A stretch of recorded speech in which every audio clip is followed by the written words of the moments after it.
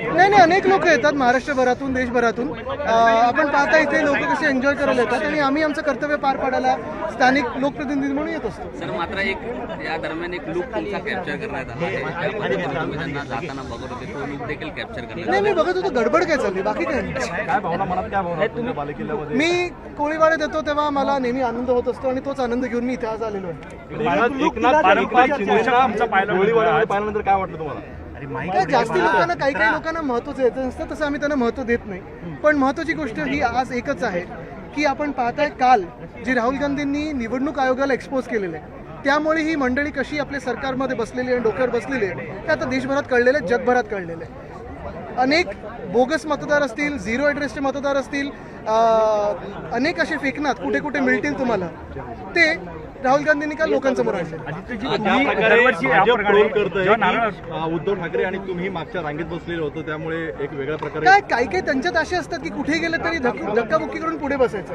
काल पारंपरिक असं घरगुती वातावरण होतं, आपल्याला माहित असेल. आणि दुसरी गोष्ट म्हणजे थिएटरमध्ये तुम्ही पहिल्या रांगेत बसता की शेवटच्या रांगेत बसता, स्क्रीनच्या समोर जवळ किती बसायचं आणि घरगुती वातावरण असताना किती कुठच्या रांगेत बसायचं हा आमचा निर्णय.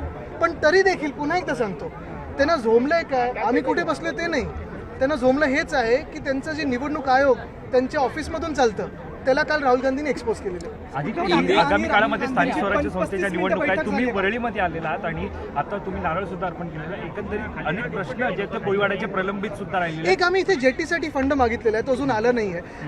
परवाकडेच ह्याच कोळी बांधवांसाठी आणि ससून डॉकच्या आमच्या कोळी बांधवांसाठी मी सोनोवाल साहेबांना भेटलो.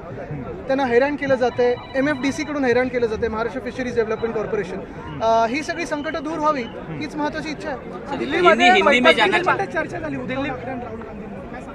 हो, पण आता ती घरगुती बैठक होतं, त्या आता त्याच्यात काय झालंय मी सांगू नाही शकत. कारण एकतर त्यांचं काल आपण पाहिलं असेल, घरात आम्हाला सगळ्यांना आमंत्रित केलं होतं, आम्ही सगळेच होतो इंडिया आघाडीचे नेते, आणि चांगली चर्चा झाली तिथे. बाळासाहेबांच्या स्मृतीला वंदन करून माफी मागितलेल्या शिवसेना शिंदे गटाच्या ते मिंदी गटातले लोक चोर गट, पक्ष चोरला, पक्षाचं चिन्ह चोरलं, मध्ये ते कोण ठाकरे पण एक घेतले. त्यांना फॅसिनेशन आमच्याबद्दलच आहे. उद्या तुम्ही आश्चर्य मानू नका जर आमचा मास्क घालून पण फिरायला लागले तर.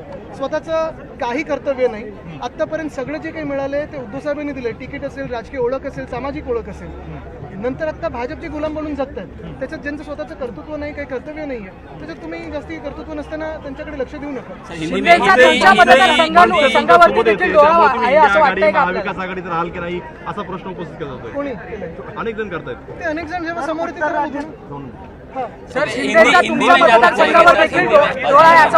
अरे खूप पर्यटक येतात तिथे, जागतिक स्तरावर पर्यटक येतात, चांगले. हिंदी में जानना चाहेंगे आज नारळ पौर्णिमा उत्सव मना रहे हैं, क्या उसके बारे में कहना है? तुम्ही खरा प्रश्न विचारून टाका ना आता जो तुम्हाला विचारायचा आहे. तरी सर